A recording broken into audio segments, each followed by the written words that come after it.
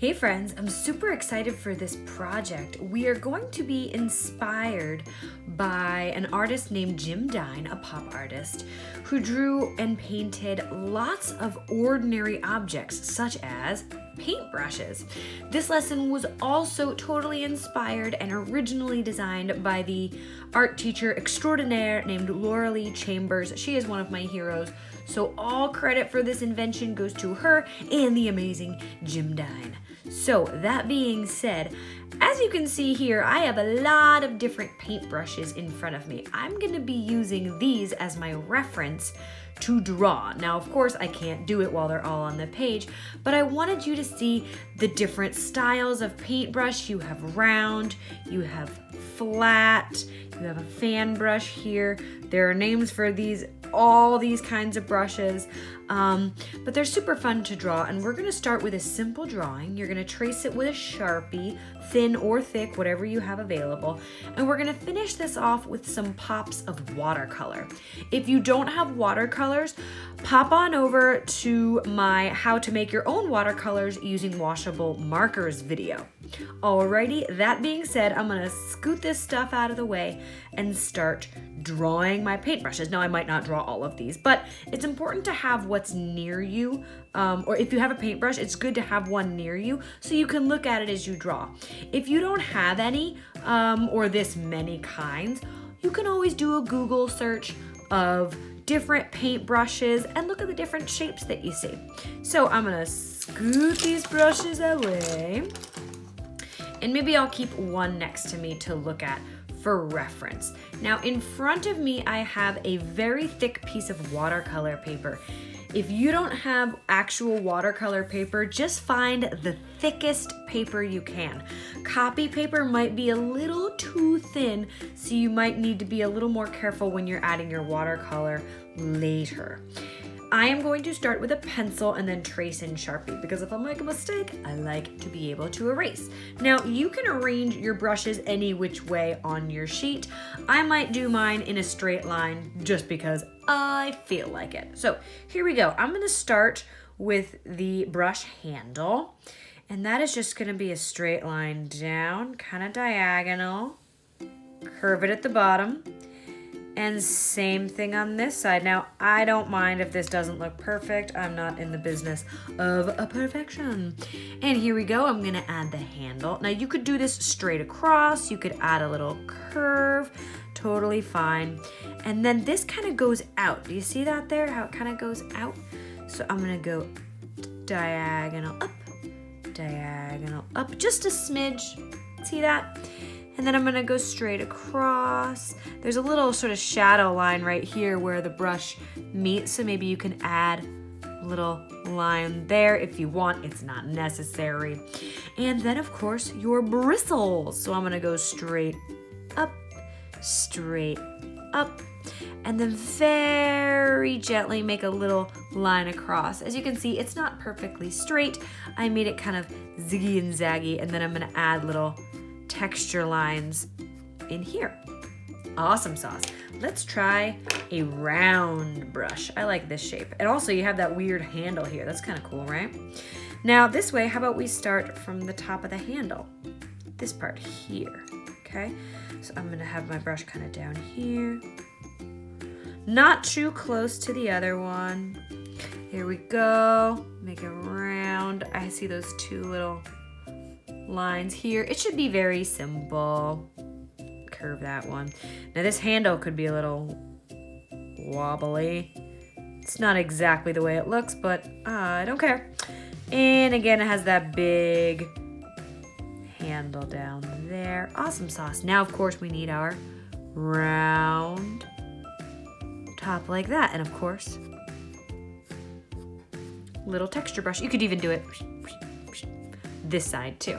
Whichever suits you, my friends.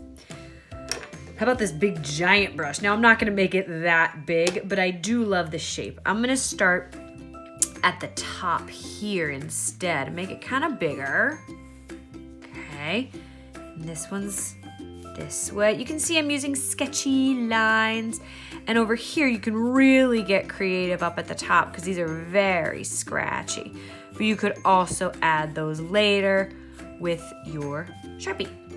And of course, we're gonna go straight across here, following this design. I think I'm gonna skip these details and just go in for the metal part here, and then I'll add little designs or lines later, like right here. I know there's two up here. And then of course these little thingies, whatever they are, little, what are they? Nails, pins, something to hold that brush together. This is where it gets tricky on this brush.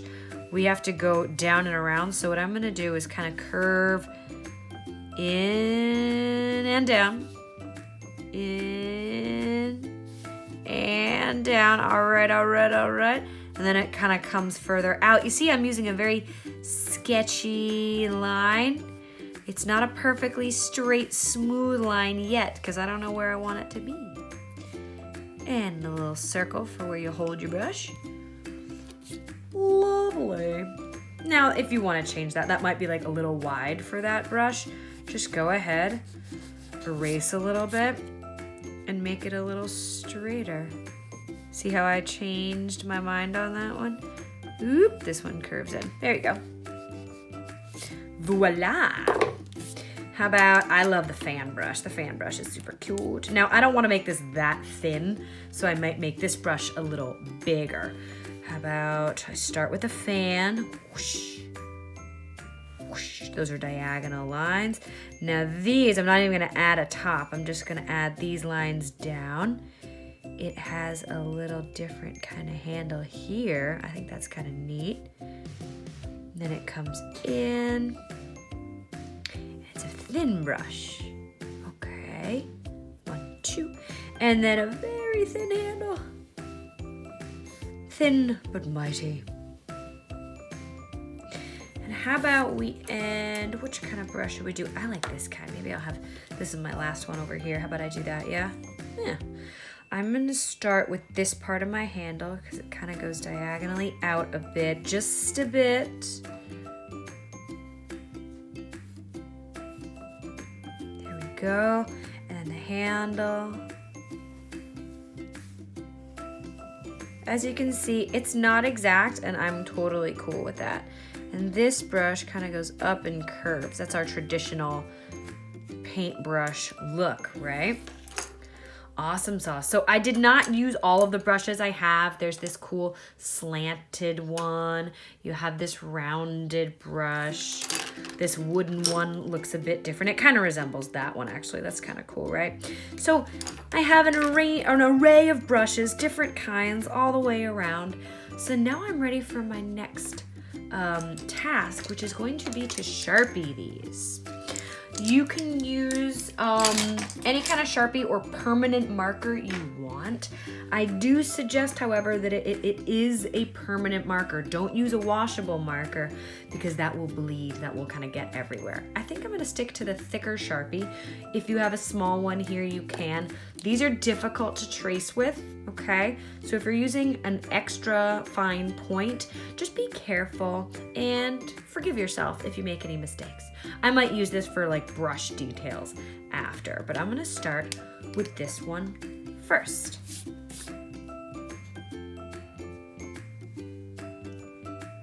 So now that I have finished Sharpieing and erasing my pencil lines, you can see I've also added even finer lines for my brush texture. It's time to add some shadows to these. Now my light is gonna be coming from this way, and that means my shadow will be on the right side of my brushes. Now if your light was coming from this way, the shadow would be on the opposite side. Now I wanna show you a few different ways to add shadows, and you can choose the way that you like best or the way that helps with whatever materials you have. So I have made a second set of brushes to practice with, as you can see here. And I'm gonna start with my personal favorite, using a pencil. Now, you're not gonna be using the tippity tip of your pencil, you're going to be using the side to rub it, okay? So you gotta get an interesting grip. Your pencil has to stay sideways, kind of like you're using a crayon. Have you ever rubbed with crayons like this? It's the same idea, but you're using only this little bit on your pencil. Here we go. You're gonna start with smooth, kind of circular lines, or motions rather, nothing harsh. And you can go right over your Sharpie line on the edge. That will actually add a little bit of dual shadow, okay? What I love most about this part, or about using pencil, is that it's forgiving. You can erase it, and you can build on it. You can always add, which is really nice. Now it doesn't look smooth yet, don't worry. We're gonna go back up. This shouldn't take you just 2 seconds. If you go quickly and hard with this technique, your pencil will not smudge and blend as much as you'd like it to. You're just gonna have scribbly, scrabbly lines. I'm gonna get in there a little bit more to make it darker. And then it's time to smudge. And to smudge, you take a finger and do the same motions you do with your pencil. It can be right on part of the brush too. You see that kind of dual action smudging will give you sort of a two-way shadow here. The one bouncing on the surface, which is the surface the brushes are on, which I guess would be the table they're on, right? And then we go back in, and it gives you a little shadow on the round edge of the brush. Okay, look at that. This is clearly my preferred technique. I love using the pencil. But if you don't, put your pencil aside, and how about we try a crayon? This is a gray crayon, and I'm gonna use a very light touch. You have to remember, I can't erase my crayon, and I can't really blend it. So I have to be very gentle.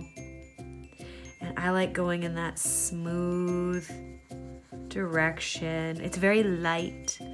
You could also totally use a black crayon. Or both, honestly, why not? This is a very subtle shadow. You don't want to press too hard or you will see that same scratchy line. This looks similar to the pencil. It goes a little quicker because it's a little bigger. I see no reason why you couldn't add a little bit to your brush as well. But I'm barely pressing, so I'll need a few layers. Okay. And that is that. You can't, again, like I said, you can't really smudge crayon. Okay.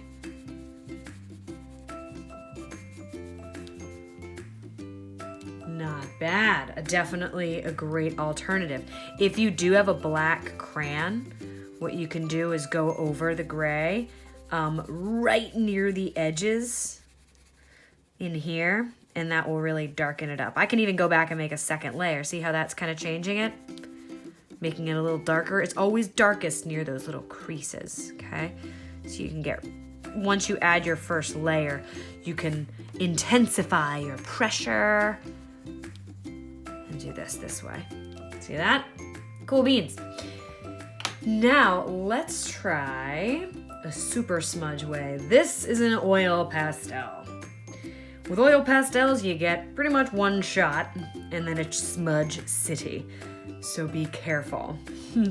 I'm gonna make one line down the side of my brush, okay?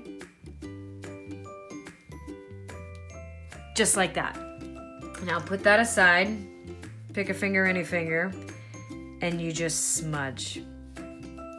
Careful, because this smudging can be a little unruly. Now, that's an oil pastel. I don't know, I mean, a chalk pastel might have the same effect, but similar to the pencil, which I'm not sure I mentioned before, but we don't know how that's gonna react with the watercolor we're gonna add a little bit later. Your crayon and pastel won't move, they will stay there. Now, I have not lifted my finger yet. All right, gotta keep it smooth. Pastel looks pretty great, but it's very intense.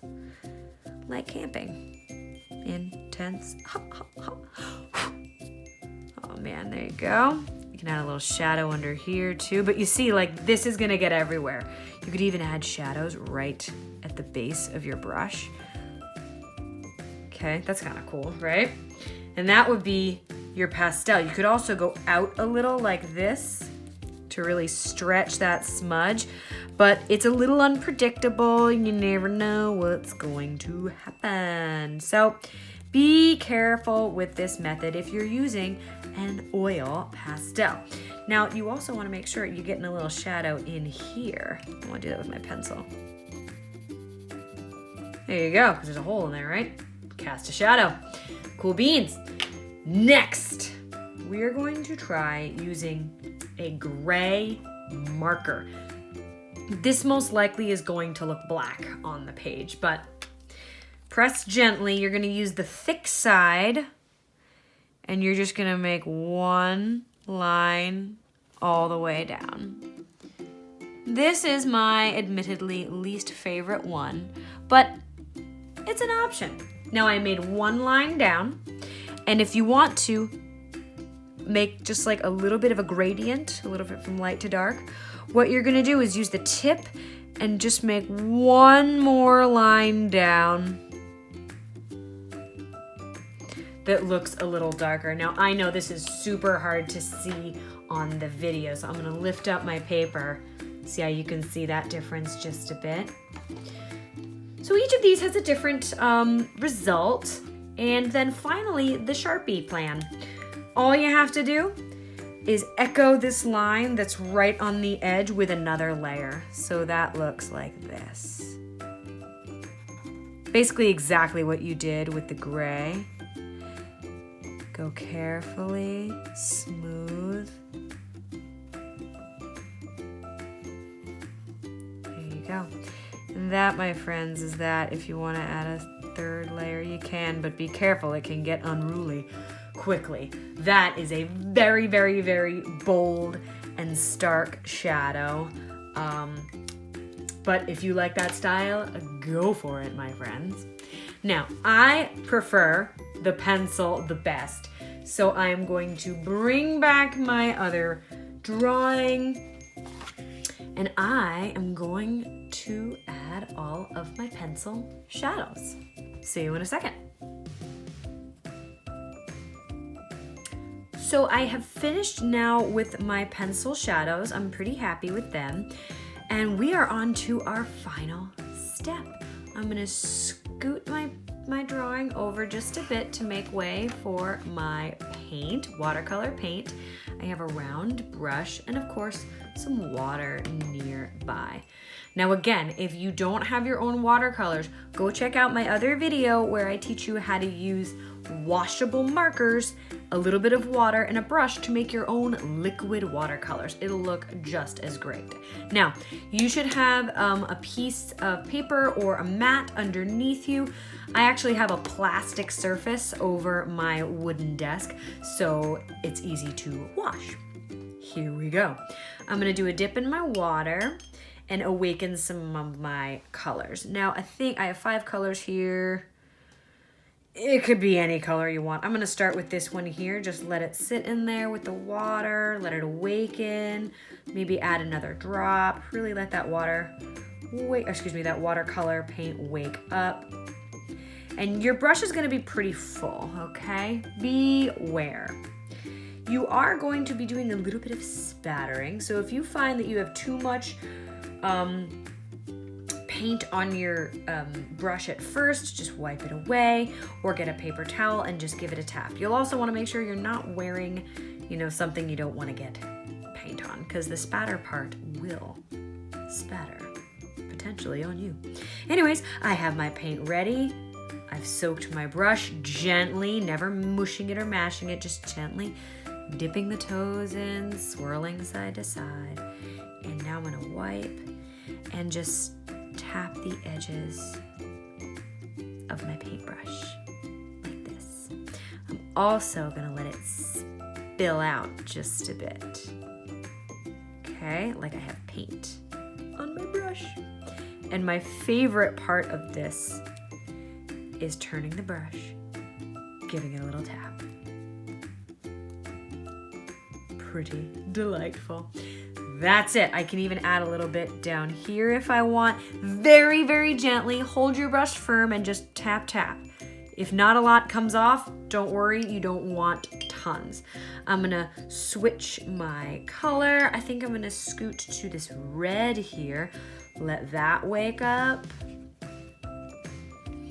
Add a little bit here. Now, if you want that color to show up a bit more, just grab, just dip it again in your paint, and you might want to have a piece of paper towel handy. See, oh yeah, way darker there. On the surface, we'll have a little there, and tap, tap, tap. Woohoo! I love it. You can even have like splotches of paint elsewhere. It doesn't all have to be at the top or bottom of the page, depending on where you put your brushes. Because imagine if I had done a wholly different, a whole new different composition where my brushes were this way and that way and facing upwards, downwards, diagonal. That could be awesome sauce. So keep that in mind as an option. I'm gonna go for this yellow orange here. How's that gonna look? Yeah, that's what I want. And then gentle taps. Now this is pretty thick. And I'm just gonna dab it along. So actually what I'm gonna do is I'm gonna kind of scoot some of that paint off the brush. There we go. So my puddle is just a bit thicker. Now I like these kind of oblong shapes for my puddles. If you want yours to be more specific or perfect shapes, go for it. Doesn't bother me. I can even add some over there. Love it. Now, what color should I add after that one?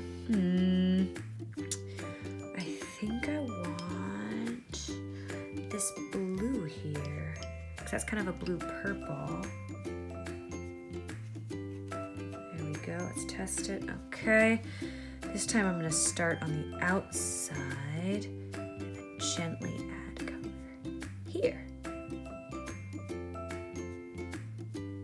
Now gently bring that down inward. And there you go. Again, you can smoosh and smush your paint elsewhere. Maybe this one's kind of blobbing over here. And then tap, tap, tap for your spatter. Mind you, I got a little there. That's okay. I would recommend you just leaving it there, but I want to show you what you could do with a paper towel. Fold it up and gently tap it. But watercolor stains. It's kind of what comes with it, and see how it takes away the paint as well. So I kind of have to sort of live with it's you get what you get, you don't get upset. But you see how you can kind of lift some of your paint as you go. Now you see more of a contrast with where I put my paint down. Yeah, so it looks like my brushes are stained. And to fix that little mistake, let's see if I can. Let's see what happens if I go back in with a drier brush and I cover it up a bit. Okay, that worked. Pretty good. Or at least we kind of blended it in, so it's better than it was. But if that happens to you, don't worry at all. I think I'm gonna end with more of a magenta pink over here. And again, if you wanted to just sort of test it out, okay. Tap it, add it to the very tippity tip of that brush. And if I want a less paint, I just clear off my brush. See what that did? Oh yeah, then I can dip back in. Now, if you don't have very much water on your brush, it'll be much harder to spatter. See that? I can do it, but it's pretty hard to do. That's okay though. To make it darker, just add a little more paint, tap it in. Gorgeous. Look at that. Absolutely delightful. And you can go back in and add colors any which way you want. This project is super fun because you get to be in charge of arranging all of your paint brushes. Mine, I just did straight up and down for simplicity's sake to show you all the different kinds of colors. And if you wanted your like paint spatters to match your brush, you could, like making them a bit straighter, for example. But like, I don't really care. It doesn't bother me. And let's say I wanted that to be even darker. I could add a little bit of regular orange here, or red orange, and just add a little contrast. You could always change up your paints by adding little gradients of color. Imagine what this would be if I added just a touch of green, of this like beautiful teal here. Why not? My painting. Oh, yes. Beautiful. And again, to make that a little lighter, find a clean spot on your paper towel and just tap, tap, tap it away. I like the just a little bit of darkness there, but not too much, so near the edges. Cool beans. You, my friends, are all set. Remember, if you have watercolors and you have used the palette for any reason, wipe your palette clean, clean, clean. This is dry there from a while back, and leave it open to dry. You don't want those paints getting gross. I cannot wait to see the kind of brushes and different compositions you create.